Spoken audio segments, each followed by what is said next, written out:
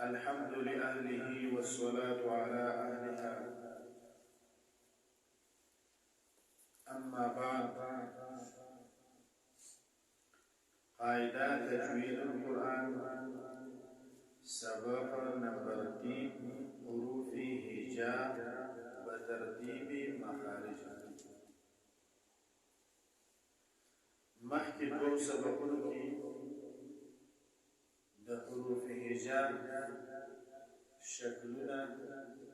نومونه تاسو پیژندل. په دې درېیم سبق کې د حروف هجاء اوازونه ذکر کړي چې عام طور ورته موږ مخارج وایو. د حرف مثال د ماشوم دی،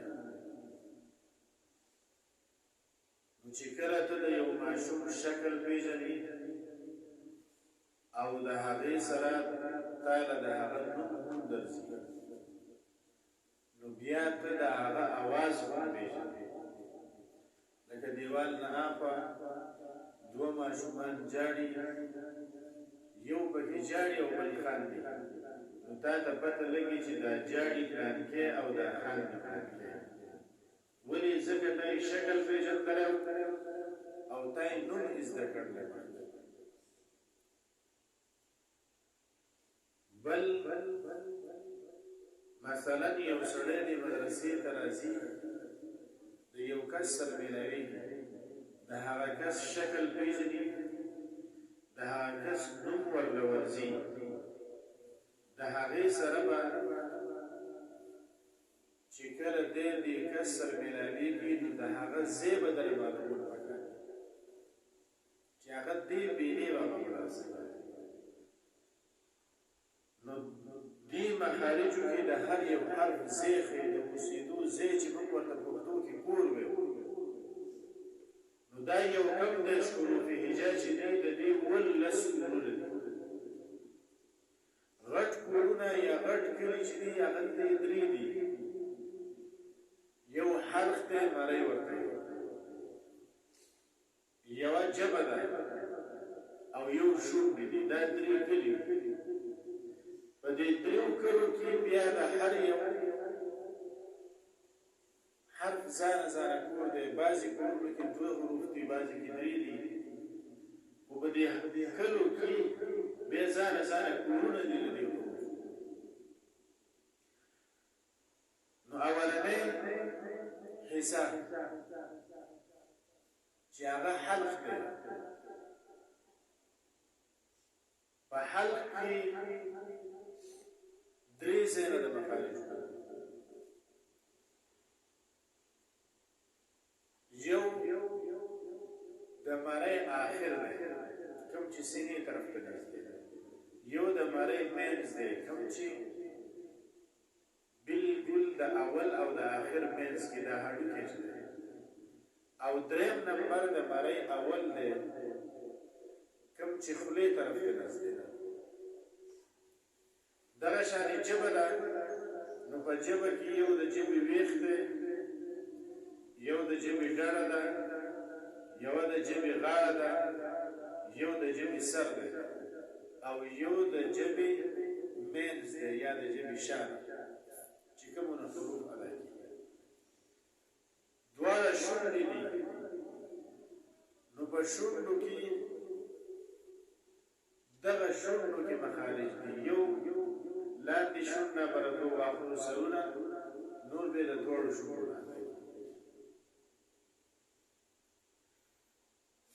مخارج د مخرج جمع ده. مخرج د حرف د راوتو ځای ته وایي، یعنی د حرف آواز چې د کوم ځای نه راوځي هغې ته مخرج وایي. لکه عام طور باندې هم یو انسان چې کله کوم کور ته کوم ځای ته ځي او راځي، هغې ته د هغه کور وایي. نو دغه شانې د دې حروفو هم خپل کور دی. نو په دې کې اولنی مخرج الف، واو، یا مده. کله چې دا 3 حروف مده خالی زی خوله کی خالی زی کم دی دا خوله دا مری دا دی خوله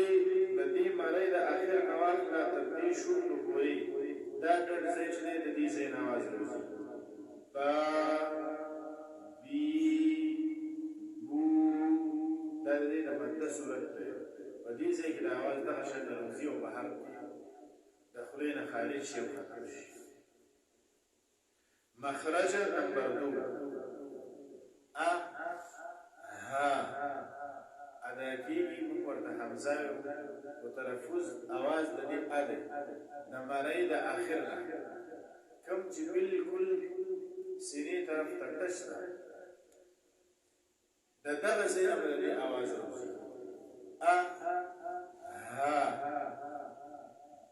یو ماشوم आवाज نسی کیږي په دې ځای یو ته کېلا که دې ځای حرکت کوو نو دا حرف نسی یا اسویلی آواز چې خراب کوي هاي د دې ځای نه چې आवाज راځي دا مخرج نمبر 3 عین حا ادا کیږي د مړی د مینس نه روح د مینس کې اړو کې چې کوم دی د دې आवाज راځي عین یو ماشوم نشي صحیح کولای نو لکه څنګه چې سړی وړي وهي عاق کوي دغه شان आवाज ورو باسي نو عین سي حال سي کی نو حاجی دی ماشوم خلق کولاو کی او بیر تیز आवाज ورو باسي د مړی د مینس نه حرف باسي شي ها بیر دی مړی مینس نه आवाज راځي مخرج نمبر 4 غیر خا دا دوه حروف ادا کیږي د مړی د اول نه کما حصہ چې خلی طرف ته نږدې ده د هغې نه ادا کیږي صحیح کولو دپاره د غین چې غرغړه ماشوم یا غرغړې انداز اکثر خلق الورزي دا به د غین آواز خا چې د خراش کې ټوکلو آواز وکړي مړی نښتي مړی ازادۍ نو خا به سي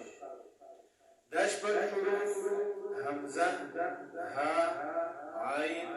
حا غین خا دې شپږو حروفو ته حروف حلقي یعنې د مړی حروف مخرج نمبر 5 دا هغه حروف دي په خوا چې د ژبې سره تعلق لري قاف ادا کیږي د ژبې د ویښ او بره مقابل لري ژبې ویښ ته چې کوم مخامخ تعلق لري قاف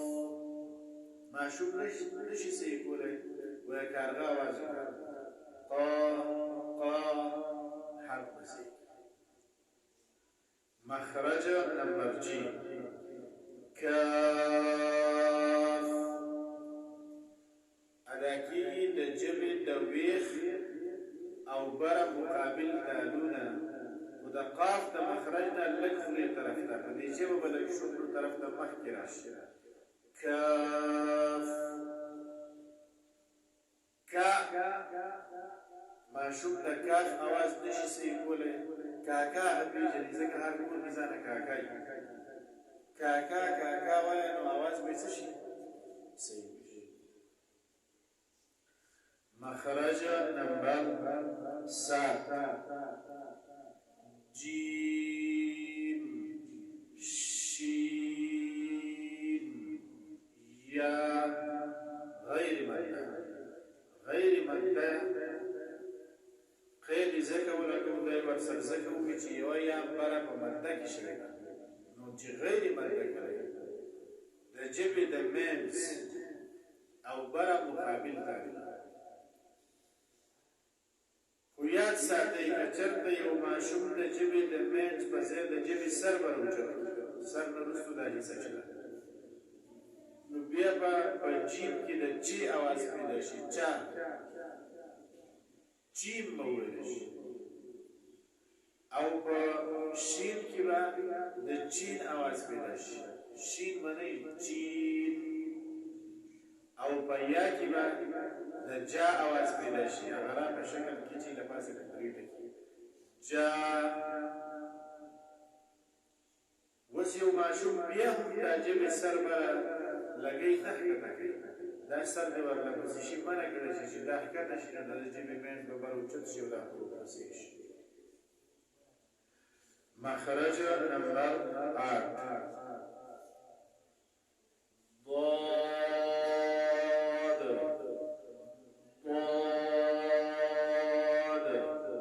ادا کیږي د جبه ګسر ډړه دا د جبه ګسر ډړه د بره ګسې جامې د غاښونو د ویښونو د دې مخرج وګړي د ثابت جامې غاښونو ویښونو سره لګي نو د دې په ادایګۍ کې لږ اوږدوالی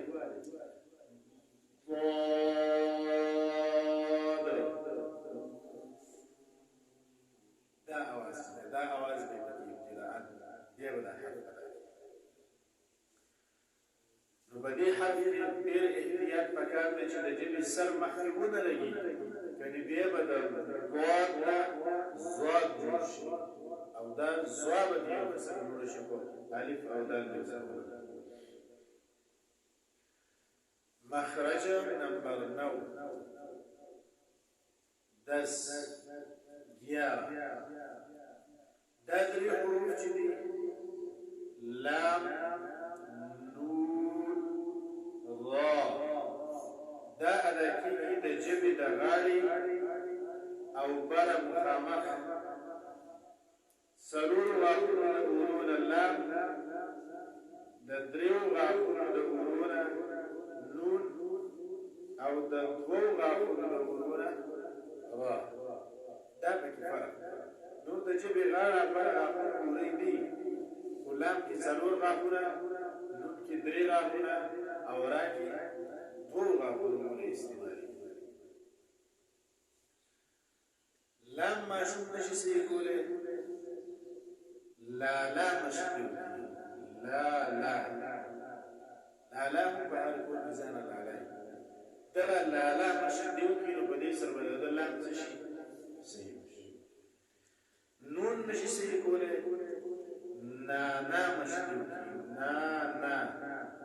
نا نا هم اکثر خلک استعمالي را نشي صحیح کولی نو دا غور مشکل کی غور رابع مخرج نمبر 12 طا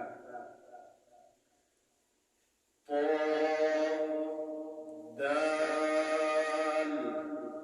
تا ادا کیږي د ژبې د سر دا د ژبې سر بره مخامخ دوه غاښونه دا دوه کوم غټ مخامخ غاښونه د دې دنده طرف د ویښ کې وړه غونې کندوړۍ ده هغې کې به د ژبې دا سر کېږي دا درې واړه حروف به ادا کېږي خو په دې کې به طا چې کله ادا کوي نو د ژبې منځ او ویښ دا به دانو طرف ته اوچت کېږي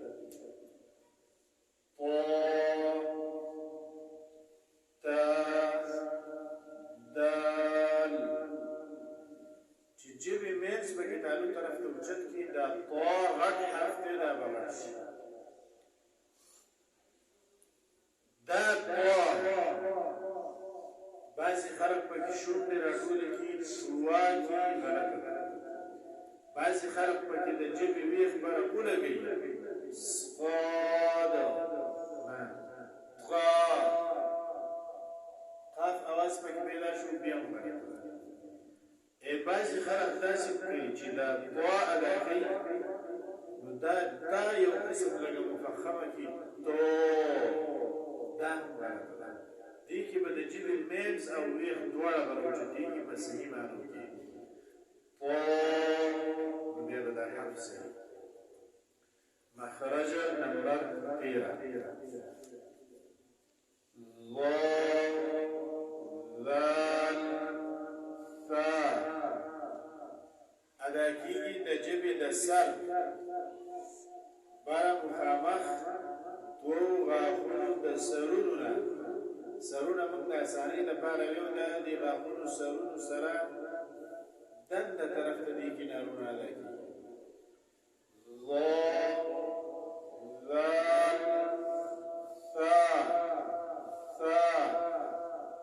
دا درې واړه حروف په دې طریقې سره صحیح خو لیکن په دې درې واړو حروفو کې به جامې دواړه د یو بل نه جدایي که جامې یو ځای کېدي نو دا حروف بدلېږي غلطېږي جامې به د یو بل نه جدایي دا حروف به صحیح ادا کېږي یو ماشوم جامې نه جدا کېږي په دې ځای کې ورته ښکلی پکې ده پین کې ده چې دی دا جامې جدا کړي وایي اوس دا حروف ووایه نو بیا به دی صحیح وایي کنې زال په ځای به جامې چې یو ځای کې وایي زال زال دې کې جامې یو بل سره ولګېدي زال نه زا جوړ مخرج نمبر 14 صاد زا سین ادا کېږي د ژبې سر او د لاندې دوه غاښونو شاګانې د دې سره متصل له پاسه دوه غاښونه چې کوي هغې سره به د ژبې داسې معمولي غوندې اتصال شي صاد بیا به دې سواد کې به د ژبې منځ او لوی خونې چوټېږي صاد زا معمولي غونده د ژبې سر به معمولي غونده سمجل شي سین معمولي غونې چې دې بره غاښونو سره اتصال شي نور لاندې غاښونو شاګانو ادا کړي په حرف صاد کې به هم دا خیال ساتل پکاري چې غټ حرف ته شونډې راټولې نه شي سواد به شي غلط دی ژبې ویښ پکې بره دالو سره ونه لګي کنې صاد به شي بیا هم غلط مخرج نمبر 15 فا په دې لاندې شونډه باندې به ماشوم ته ووایي دا دواړه غاښونه له پاسه لیکېده فا او بیا اواز راوباسه که بیا هم ماشوم دا بره شونډه ښکته کوله نو بیا کې پا جوړېږي پا په عربۍ کې نشته پښتو اردو حرف دی که ښکته کوله بره شونډه ولونه سره فا شونډه ښکته کړي مخرج نمبر 16 با میم واو ادا کېږي د دواړو شونډو د میلاوېدو څنګه ومیلاوېږي د دواړو شونډو د دنده لمده حصه چې ده چې دا کله میلاو شي لږ معمولي په سختۍ سره با او د دواړو شونډو وچه حصه کومه چې د شونډو بندېدو په وخت کې بهر باندې میم میم دا یو ځای شي حرف میم به ادا شي لږ معمولي په نرمۍ سره د دواړو شونډو د مکمل ګول کېدو نه مکمل ګول کېدو مطلب دا دی چې دا دواړه طرفونه د شونډو بند شي واو طرفونه د شونډو بند شو او منځ حصه کوله وپاتې شوه نو حرف واو به ادا شي دا کوم واو دی دا غیر مده دی ځکه مده واو په مخرج نمبر 1 کې شی دی نو غیر مده چې دی د شونډو د مکمل ګول کېدو نه غیر مده اخوا که لینی او که متحرکي دغه شانیه متحرکي لینی مشدده دا به د دواړو شونډو مکمل ګول کېدو نه مخرج نمبر 17 غنه په دې غنه کې ځان غنه ځکه دې کې د نون مشدد دی غنه ادا کېږي د پوزې د پوزې د نرمۍ حصه چې دی کې د نون د خالي کوم ځای چې دی دې ځای نه به اواز راوځي نو غنه به صحیح وس دغه یو شانې आवाज والا حروف چې دي دا به موږ د یو بل نه څنګه جدا کوو نو دا موږ ویو چې اهل فن والا تجوید والا هغه وایي چې دا نشي کېدی چې دوه حروف دي هو به هو د یو بل سره برابري، دا نشي کېدی. یو حرف چې د بل حرف نه جدا کېږي مخرج به د دواړو جدای یا هغوی په اعتبار د صفاتو سره جدا کوي. نو مونږ دلته ډیر نه دی ویلي، نو لږ مونږه ویلي.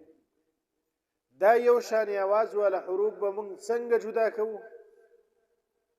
نو مونږ به ګورو چې د دې حروفو که مخرج جدا جدا و، خو مونږ به مخرج سره جدا کو چې د دې حرف مخرج دا دی او د دې بل دا دی. دا یو شان آواز والا حروف دي، ظاهري یو شان ښکاري خو د دې مخارج هم جدا دي. یا ظاهري یو شان ښکاري یا عام خلق یو حرف استعمالوي. که مخرج یو نو بیا به مونږ د مخرج فرق نه کوو بلکې د صفت فرق بکو. نو صفات خو ډیر تاسو نه دی ویلي، خو دومره قدر ویلي چې دا حرف غټ دی، دا حرف نری دی، دا حرف سخت دی، دا حرف نرم دی، دې حرف کې د سیټۍ आवाज دی او دې حرف کې د سیټۍ आवाज نشته. دا فرقونه چې دي دا د یو بل سره کول نهایت ضروري دي. په دې کې کم حروف د یو بل سره مشابه دي، د یو شان आवाज والدي. په دې کې اول نمبر تا او طا، تا طا فرق بڅنګ کو، دواړو مخرج یو دی.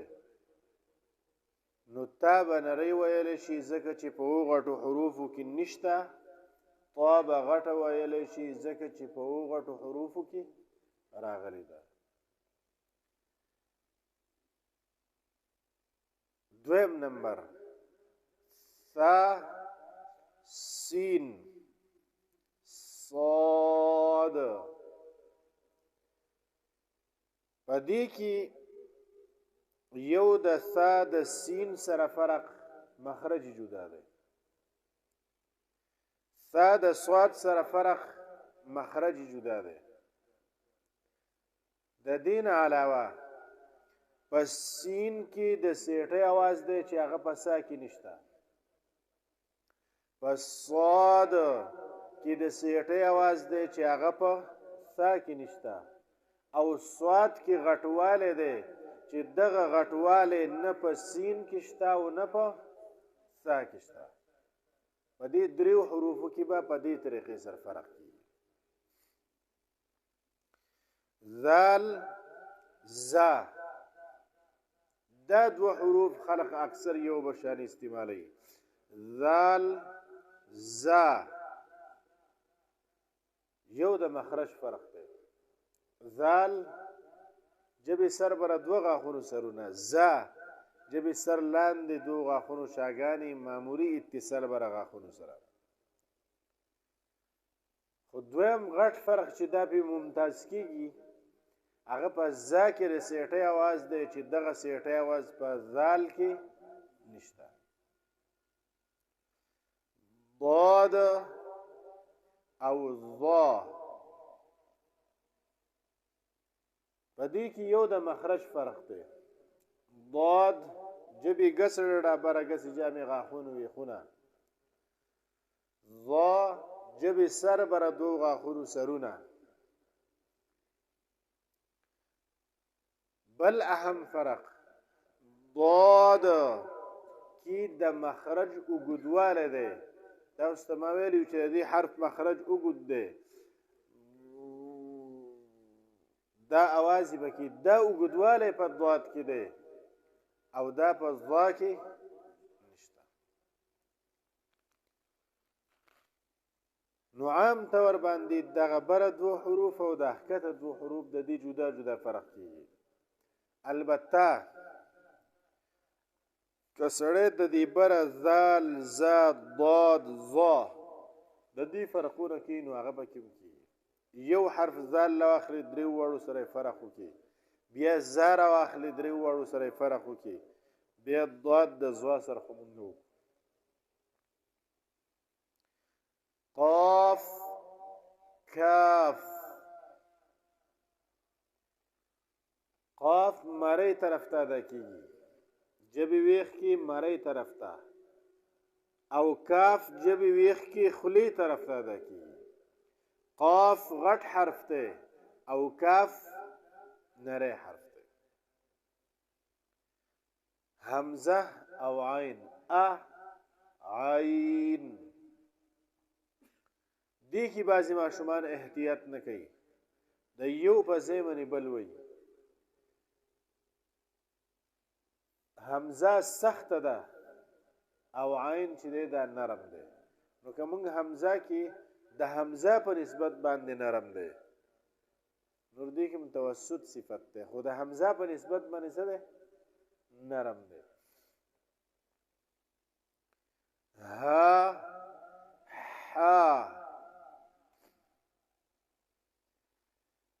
ها چې دا د مری د آخر نه ادا کیږي او د مری د مینز نه نو په دې طریقه به دې کې فرق کول غواړي عام ماشومان بیا اکثر په ها او په حا کې فرق نه کوي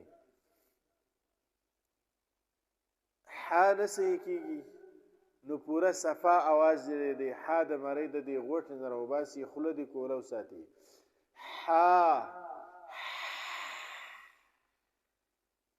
نو حا به صحیح او د دغې نه ښکته ادا کوه نو هغه به هایي غین خا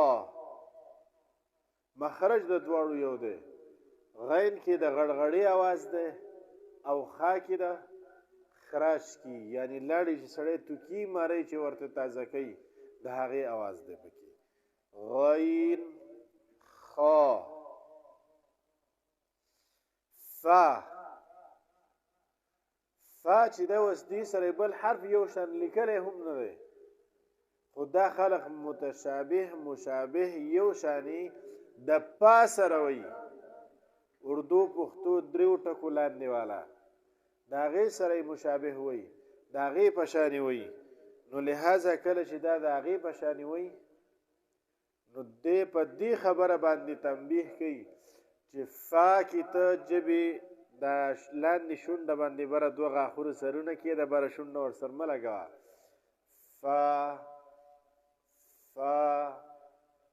که دواړه شونډې یو ځای شوي نو پا به شي پا غلطه ده د حمزه شکلونو ته مخکې موږ اشاره کړې وه حمزه څلور شکلونه دي الف د عین د سر په شکل کې راځي دا د حمزه خپل شکل دی د الف په شکل کې راځي لکه الحمد کې د الف په شکل کې حمزه ده د واو په شکل کې راځي لکه یؤمنون کې د واو په شکل کې حمزه ده د یا په شکل کې راځي لکه شیئن کې د یا په شکل کې حمزه ده دا حروف وس یو ماشوم دسی چې هغه دا فرقونه نشي یادولی نور یادولی خو آسان دی ځکه چې مخارج چا یاد کړه د مخرج فرق دی کوي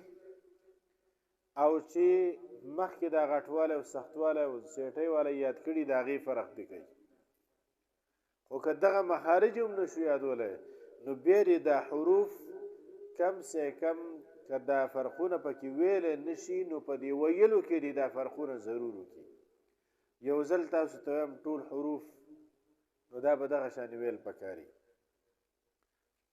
تا طا